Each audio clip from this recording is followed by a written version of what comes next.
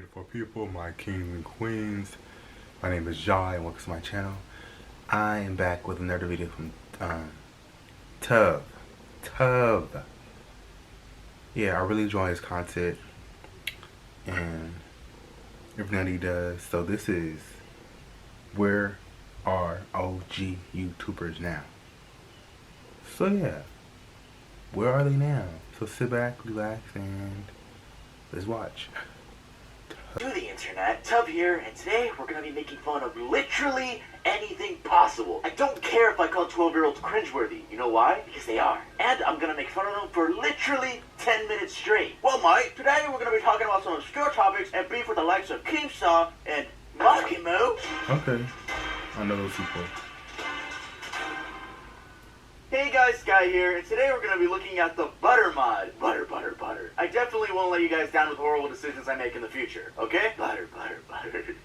Hey guys, welcome back to another video. I do want to say thank you to the new subscribers. The TikTok surgery video is blowing up like, it's going insane. So seriously, thank you guys so much. We got a great start to 2024. I've been calling 2024 2021 V2 because I blew up in 2021. And I want to have another blow up, and we're almost at 2 million subscribers. We've been gaining a lot over the past month, so I do got some 2 million subscriber specials planned. And before we do get into the video, I do want to let you guys know that I have a music video coming out on Valentine's Day. So it'll be a premiere for Hachiko. The song's already out. But yeah, I feel like I should promote my song if I want it to do good. But anyway, that's enough about me.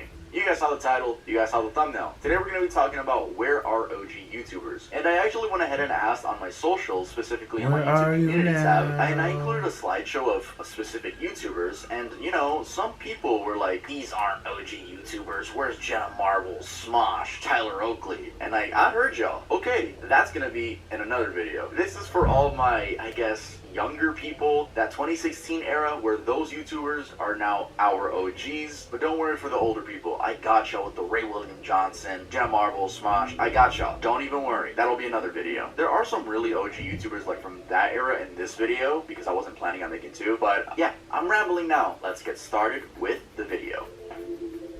Hey guys, I quickly want to give thanks to Arup for sponsoring this video. Arup flavors water through scent. Yes, through scent, and they do that using these little pods right here. They have so many flavors, dude. Like, we got wild berry, peach, cherry cola, raspberry lemon, and my personal favorite, cucumber. Y'all know when water dispensers sometimes have cucumber in them? Bruh, this tastes just like it. One of my favorite things of the bottle is actually the built-in straw. Look at that, guys. It's me sipping a straw. Wow. I've always loved drinking water, as you can see by my beautiful skin, and I always have a water bottle everywhere I go, and honestly, this one became my new personal carry. And if I'm not feeling a scent, maybe I just want to drink some regular flavored water, we just pop it back in just like that. And yes, literally, no taste. You want the taste? Boom. You pull it out like that. Make sure to click the link in the description and the pinned comment below to check out a range of bundle deals Arup is currently offering to you. Once again, thank you to Arup for sponsoring this video. Leafy is here. Kicking us off is the infamous Leafy is here, a guy who, at his YouTube peak, had just a little shy of 5 million subscribers and who nobody would have thought would end up fading into oblivion almost like he never existed. And what's interesting with Leafy, whose real name is Calvin Lee Vale, is that he went from an OG beloved YouTube creator to being banned on almost every single platform. But this was all a doing of his own. I mean, it was literally him 100% orchestrating his downfall. Actually, let's start there, where he is now. Searching through the usual popular online platforms, YouTube, Facebook, Twitter, Twitch, etc., it's obvious that he's not really active anywhere. That also goes for newer, less popular platforms like Rumble. And while on these platforms it's kind of hard to tell where he went, I did find a bit of information on his Instagram. His last post there is this screenshot, which is basically a suspension of his Twitter account at about 903,000 followers. That post was made on September 21st, 2023, and the caption is, "See you in 6 months to 5 years when I get unbanned off one of these websites again. Thank you for all the support and money." Yeah, that just suggests that he took a break from the internet, involuntarily of course, and will come back if he's ever unbanned. Now, if you've never heard of Leafy is Here and don't know why he was famous, well, it's pretty straightforward. He blew up off creating content, basically harassing other creators, and was walking too close to the fire when it came to to YouTube. So much so that YouTube ended up banning him twice. Yeah, he got banned 2 times, the second one being a permanent ban. And YouTube was just one of the platforms that did away with him. Obviously, we just saw that he posted a screenshot of him being banned on Twitter. So yeah, he was banned on Twitter 3 times. Once on April 2021, then in September of 2022, and then in September of 2023. So then the question comes along, how does one person get banned so many times? Well, like I mentioned before, it's just actually harassment. Actually, this article by The Verge captures the whole thing really well. It states that within a period of 90 days, Leafy violated YouTube's harassment policy that included, quote, cyberbullying, including malicious insults and name-calling based on someone's appearance, gender, or orientation. Also, we're talking full-blown harassment here. The dude had no limit. For example, in 2016, when he was at his peak, he made fun of YouTuber Brendan Mitchell of the channel Wet Movie 1, who has a learning disability, telling him he, quote, looked like he went through 5 different strokes. In the video, now re-uploaded on a different channel by a third party, he really goes into it, adding stuff like, he looks like sadness. He looks like he's just given up. And I can't decide if he's creepy as fuck or just goofy as shit. I believe you get a sense of what his videos were like. He also did them to a lot of creators, including one named Tommy NC 2010, mocking his appearance and behavior despite the guy being autistic. That Leafy video was so damaging that Tommy later responded, saying that he was getting death threats from Leafy's followers. Hello, folks. That's serious. Come on, you can't be doing that. I'm having a difficult time right now. For your followers to do that, are threatening my life, threatening my your family, followers to chill out. and all I wanted to do was inspire people. Though Leafy didn't know the man was autistic, and I do remember Leafy apologizing in a separate video, though I'm just going off memory. Now, I could go on and on about this because Leafy's harassment reached all crevices and nooks of the internet, including trans/LGBTQ communities. However, one of his hits that stood out were his attacks on Pokimane. A clip of it still exists online, again, re-uploaded, and it's pretty brutal. He attacks her content style and looks, all through even saying, I watched Jake Paul vlogs before Pokimane. I watched Gabe for Pokimane. He went on to make 3 other videos about her and also doubled down on the mockery on his now banned Twitter account. Specifically, he took this photo of her without makeup and used it to degrade her looks. He apparently made it his profile picture at some point and also called her less attractive than any average person on Twitch. Anyway, Leafy started streaming on Rumble, which still is a streaming service, but it really fell off. Just like Kick is still on, but it's like it has such a bad reputation, which is why I actually ended up moving to Twitch. Like I couldn't take being on Kick, you know, like every Kick clip that comes up on my Twitter feed is negative, and I just didn't want to be associated with that. Anyway, it's not about me. If you want to watch my Twitch streams, go ahead and follow that. And he was almost banned on Rumble, and the dude doesn't even post there anymore. He also revealed what he looks like nowadays. Leafy is an interesting case because it seems like whenever he comes back, people still flock to him, even if it's for the wrong reasons. And I don't doubt he'll make his way back to the internet when everyone least expects it, but that time is not now, apparently. I don't know. I'm willing to put a bet that he comes back this year. Maybe late this year, but I'm willing to bet he's gonna do something this year. But I guess we'll just have to wait and see. Grade A Under A. Next up is Grade A Under A, an OG who left his fans not only craving for more of his content, but also reliving the 106 videos he had made by the time he quit. He made a bunch of animated rant videos, which were loved by many. He would complain about the most random topics, and his funny voice made it worth the watch. But where is Grade A now? Well, my theory is that he went to college and got a well-paying, normal job. Or I should say, normal job, but the internet treating him as some sort of rare animal, which is what I'm doing too. There have been other speculated sightings of him around. We're talking about these people like they're Sasquatch. Someone on Reddit claimed he made a Telegram account and then disappeared. That was just 2 months ago. A month earlier, someone, still on Reddit, claimed to have asked him why he stopped uploading, and apparently Greg replied with just, my dad. Does that suggest something happened to his dad? Well, no one knows for sure. Still, that same month, another Redditor claimed that this was Grade now. Spoiler alert, it's not, but are the other claims true? Who knows? I mean, it's Reddit we're talking about here. Anyway, in a 2017 stream, he accidentally face revealed. I'm not going to quit on myself, I've learned my lesson today. Hello? Excuse me? Wrong fucking mic? Hang on. That's the wrong mic, man. And since we're talking about Reddit, Grade has a subreddit there, r/Grade A Under A, with about 9,000 members, and they for sure show a lot of love for his content. That's why I said people still relive his videos. This post here is just one example. It was made just 7 months ago, which is about a year and 3 months since Grade had left, and under it, you can see comments like, his videos were literally works of art in the realm of comedy and rant videos. I would say such a take is understandable for a channel with about 3.77 million subscribers and over 557 million views. And just to be clear, Grade had been making videos video since 2013, and once he quit YouTube, he also went cold on Twitter, where he had been relatively active before. His YouTube peak, and this is why he's on the OG list, was in 2016/2017, with videos such as this one, and this one. Also, a very important highlight of his career was the subscribe to scarce movement, making YouTuber Keemstar lose subscribers and promoting scarce, and actually gaining him over 200,000 subscribers in under a week. Anyway, that's about it for Grade A's situation. He's off in the real world, probably working a well-paying job, and potentially might even have a wife and family. I'm just speculating though. I'm not gonna go too deep into any of these people's lives. I'm not gonna invade their privacy. I'm just looking at speculations or maybe So he was just certain here for a little confirmations ways, that now can be he's- found public on the internet. You're not gonna see a tough video doxing my favorite YouTubers to find out where they are. YouTube Like, way, no, now that's not he's- gonna happen. Anyway, let's head on to the next one. Out.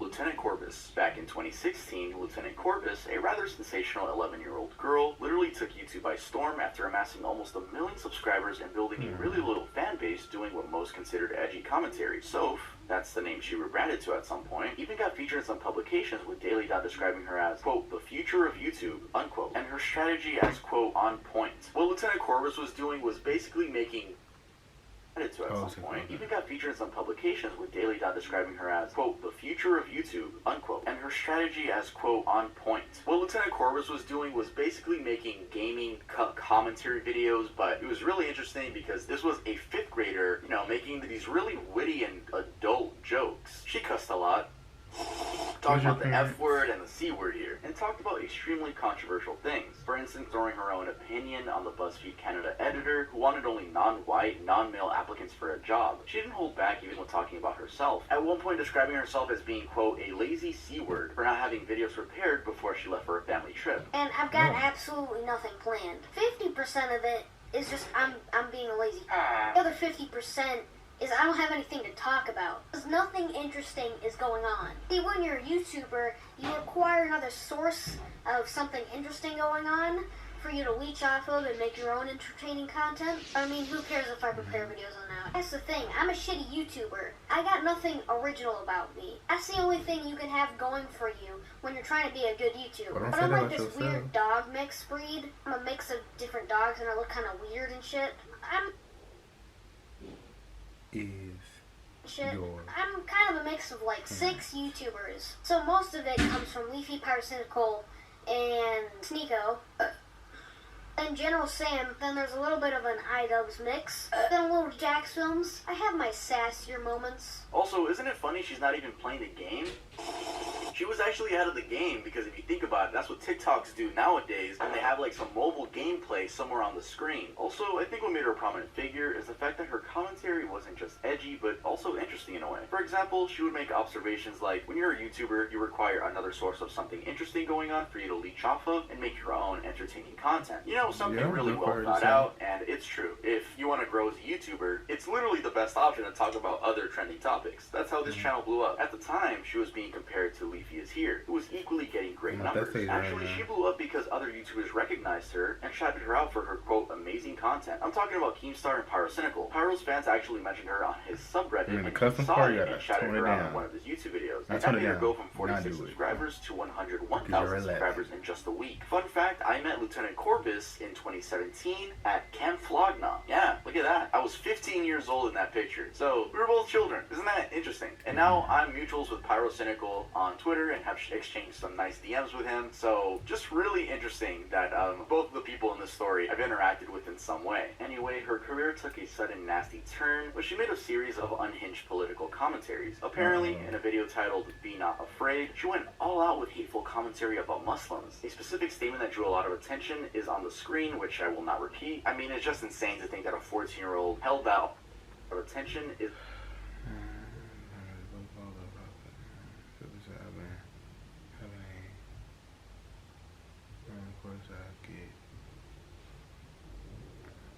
What? Okay.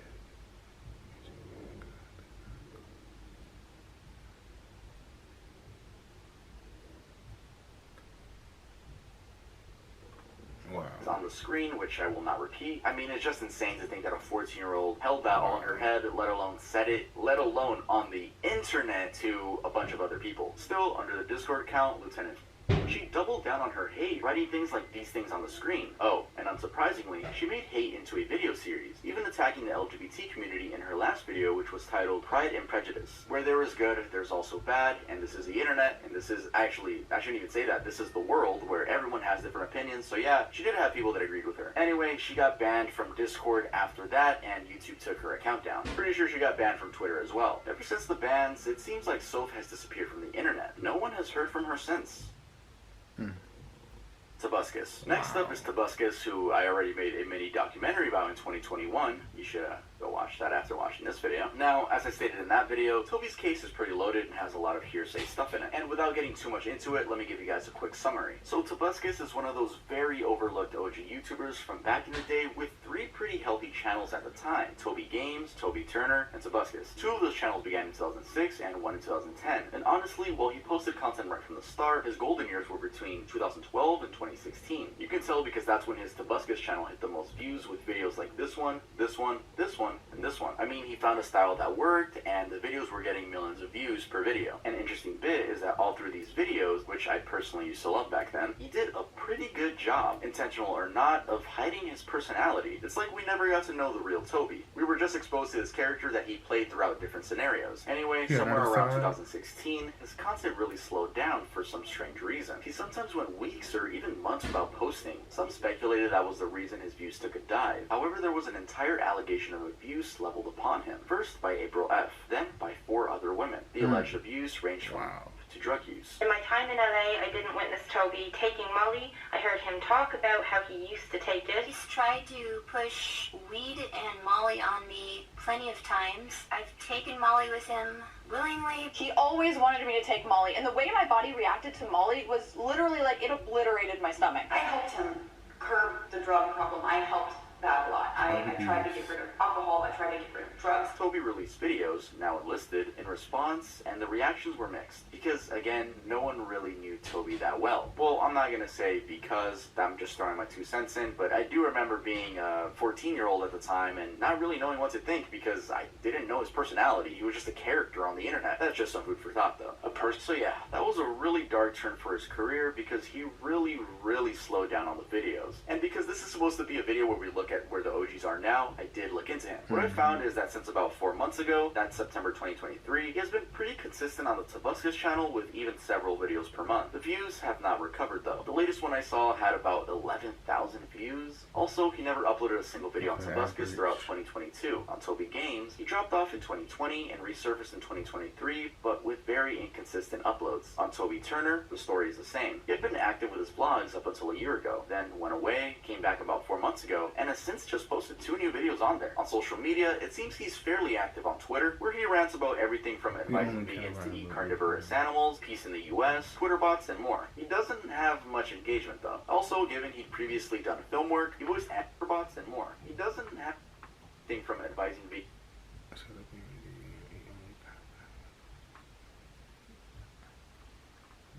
to eat carnivorous animals, peace in the US, Twitter bots,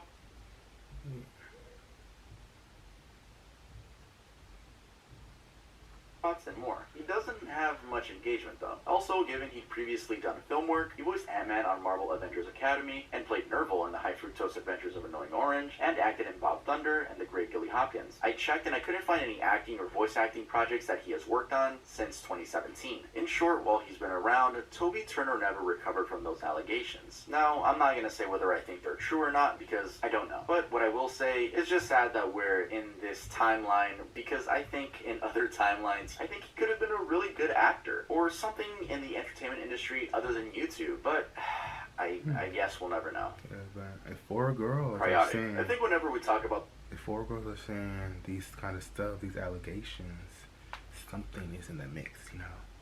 Yeah. the usual video game commentary style of videos. It didn't last long for them to rule the Minecraft space on YouTube because by 2014, they already had over 10.3 million subscribers and about 1.2 billion views. I think the 2014 to 2016 period was their golden era, as going by their channel statistics, they were easily getting close to 1 million views on lots of their videos. Part of their downfall started with a 2017 situation where Adam was cheated on by their then girlfriend, Elisa. They went on a wild rage about it on Twitter, and then in an interview with Drama Alert, added they were quitting quitting the channel, which had a whopping 14 million subscribers back then. Because they felt bored and trapped in making kid-friendly content. They would later rebrand to Sky Does Everything, but because the entire channel was built on Minecraft content, and that's what his audience wanted, their viewership tanked a lot, with videos struggling to pass even the 100,000 view mark. Anyway, an even bigger blow came when they got accused of abuse. This was in January of 2022 by their former partner Elizabeth in a very damning series of tweets. I won't go into the details of the allegations, but just know it was horrible. Sky immediately stopped posting following the allegations, and about 10 months later tried selling the channel for $900,000. Sky then went away for a while, only resurfacing in July of 2023 with a very long tweet saying they were excited to show what they've been working on behind the scenes. This sort of sweep things under the rug style got lots of mixed reactions, with some calling them delusional, while others, like under this video's comments, were relieved that they were back and looking better and healthier. Anyway, where is Sky now? Well, they've been trying to get people to go over to Storyfire, which is a platform whose official description is a Web3 gaming social media DeFi hub for all content. It actually turns out, based on this video that they made, that they're working at Storyfire. Doing what? Well, they're the COO. That's even what they have on their Twitter username in the video posted 4 months ago. They also revealed that they're working on a documentary to tell their side of things. It also seems they've been posting more on Storyfire, with the latest video there being from January 10th. The views are very brutal though. And speaking of January, earlier in the month, they made an announcement that they're going into, quote, music hibernation, just for a little bit to finish their album. The first song, I guess, from the album is out, again, available on Storyfire. Although, to be fair, the song can be found on YouTube. Overall, it seems Sky has their hands full in the meantime. The mixed reactions upon their return could mean things could go fairly well, or really bad. I guess we'll just have to wait and see.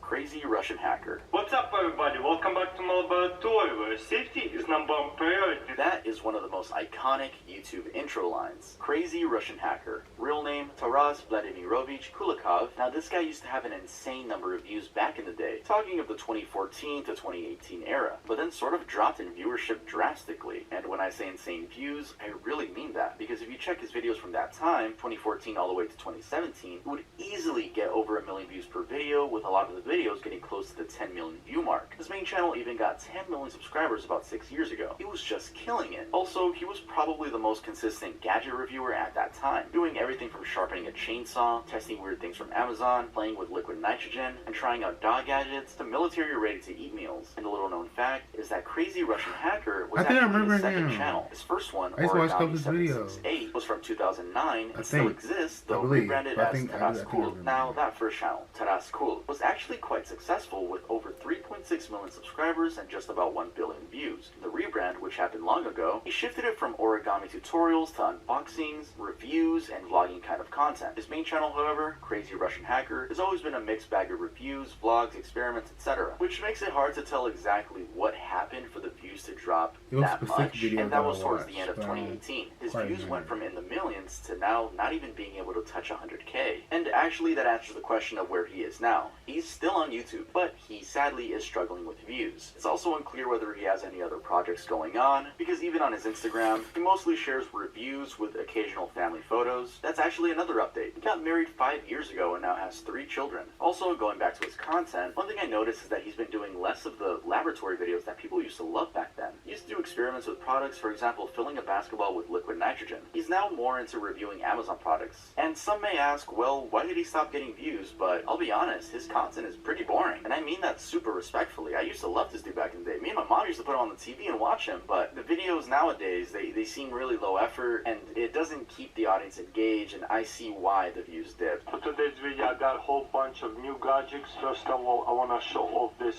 Besson knives. This is Mako Blade Blackout, and this one is Audi Green G10 Titanium. So all new. But yeah, definitely has to adapt towards the times. The only controversies I could find about him are this one from 2016, where YouTuber Thunderfoot called him a plagiarist and DMCA abuser, and this Reddit post where some random person tried to call him out for not speaking out during the Russian-Ukraine war. Other than that, he's just a normal husband and father now. Venturian Tale. This group began back in 2013, and as of 3 years ago in 2021, when they stopped uploading, they had 3,395 videos. They also had 2.76 million subscribers and just over 2.2 billion views. Those are great numbers, but even more interesting is the channel was run by siblings: Jordan Fry, Sierra Fry, Bethany Fry, and Isaac Fry, and they would play games like Fallout 3, Minecraft, Gmod, Skyrim, and Fallout New Vegas. Jordan led the group. Things were all good, then after June of 2021, they stopped uploading. Fans noticed and even tried finding out why. It would then turn out, based on a very lengthy video uploaded by Bethany on her channel, that it was a family issue around religion. In it, she explains that they all grew up in an excessively conservative Christian household, and that they were made to believe things like sexism, homophobia, and no respect for other cultures and religions. They were kept in that environment, isolated from the world, and they knew that in order to get out, they would have to be the, quote, devil. Eventually, something had to give. She stepped out. Essentially, she points out that she was scared to stand out for what was good, like defending against homophobia, and when she turned 25, she decided it was enough. I would be alone. Never had an experience with making friends outside of my siblings. And as silly as it is, I feel like a child at 25. And I feel like I've never grown or had a chance to be myself or find what I like or who I am or what I believe, because I've never had the opportunity. I was pretty much force-fed one belief and one thing my entire life, and was told there was no other options. And if there was, or if I ever thought of anything else, pretty much I'd burn in hell. After she left, she was disowned and cut off by her family. Surprisingly, apparently that's the same fate that befell Sierra, her sister, who says she got disowned and everyone in her family stopped talking to her over changed beliefs. And I should actually emphasize that what she glazes over in that video was pretty dark and deep stuff. She talks about being essayed as a child, being made to feel lesser than men, which greatly undermined her effort to sort of integrate into the normal world, including doing things like getting a job. Which then brings us to where these guys are now. Well, I looked, and Bethany, based on her Instagram, has been making anime-inspired art. Her YouTube channel last saw an upload 2 years ago, just like the main Venturian Tale channel. Sierra has been inactive on her social medias, Instagram and Twitter. At the point when Bethany made the damning videos, Isaac had not been appearing as much in videos. It is thus no surprise that his social media, Twitter, is also cold. Jordan has also been silent since the Bethany video. Apparently, after Bethany made the video, he turned off comments on the Venturian channel. What's surprising is that checking his Instagram, he hasn't been posting, but fans have been commenting as recently as just a few weeks ago, begging Venturian to come back. Overall, by the looks of things, it seems like these guys might not come back as a group anytime soon.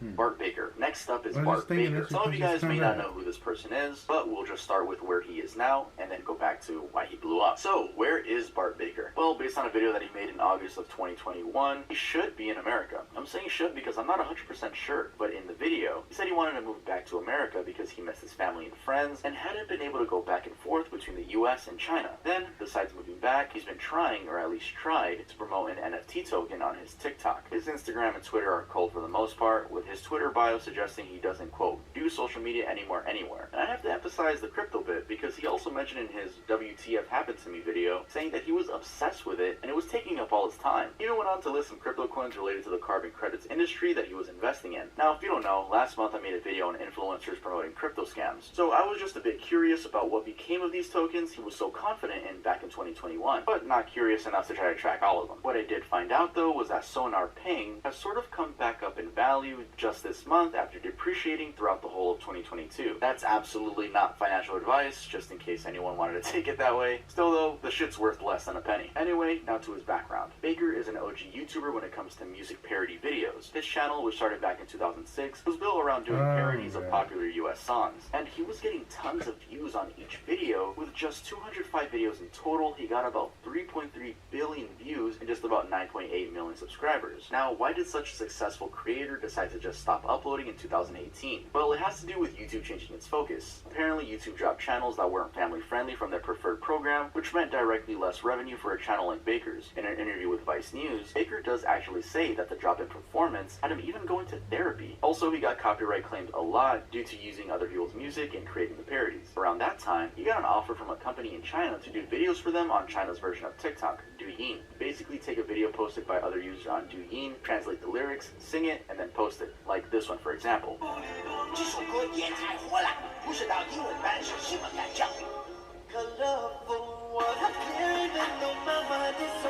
He became so so popular, getting 10 million followers within a month of just starting. By August of 2021, he had over 21 million followers. He was doing concerts and even went to the biggest TV shows over there. I believe he still makes videos for Douyin because as per his 2021 update video, he said he'd be doing the videos even more after he moved back to the US. So yeah, there's a little update on Bart Baker for you guys.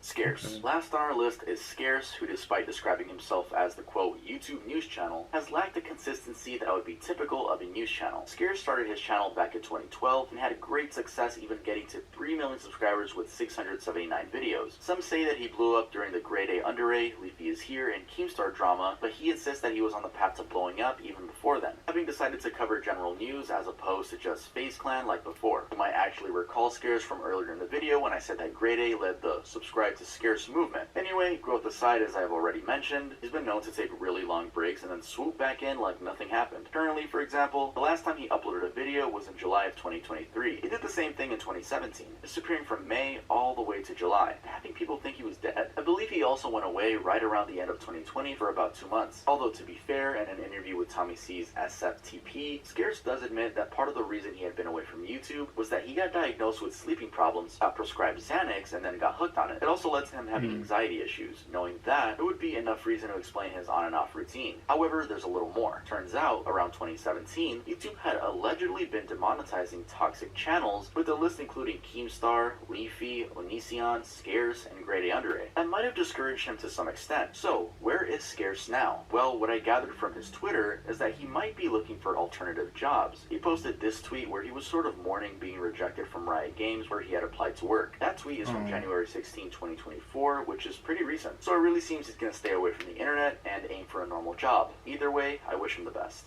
Yeah.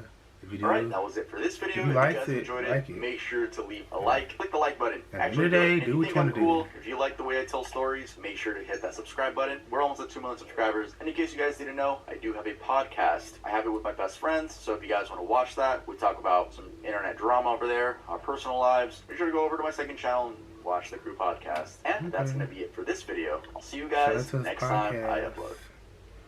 Yeah, I feel like some of these YouTubers were on the wave. Then they just do their own thing. These false allegations, like I said, some might be true, some might be not, some might be envious of you and make these things up. And some YouTubers did YouTube, did their thing, then going about their business of other things happening. And the other one, the family religion, Christianity, that's horrible. Your own family just own you. It's like, at the end of the day, dude makes you happy. At the end of the day, dude makes you happy. So yeah, and I'm finding out about these YouTubers anyways. I have no idea who these people were except the Russian guy who did the stuff. Yeah. So that was two where OG YouTubers now, and I'll be back with part 2 probably Monday. So yeah, have the most awesome positive day. Stay grateful, stay blessed. Until next time, you guys. Taking my throne, cause I am lion and the king. You see my eyes, moving my body.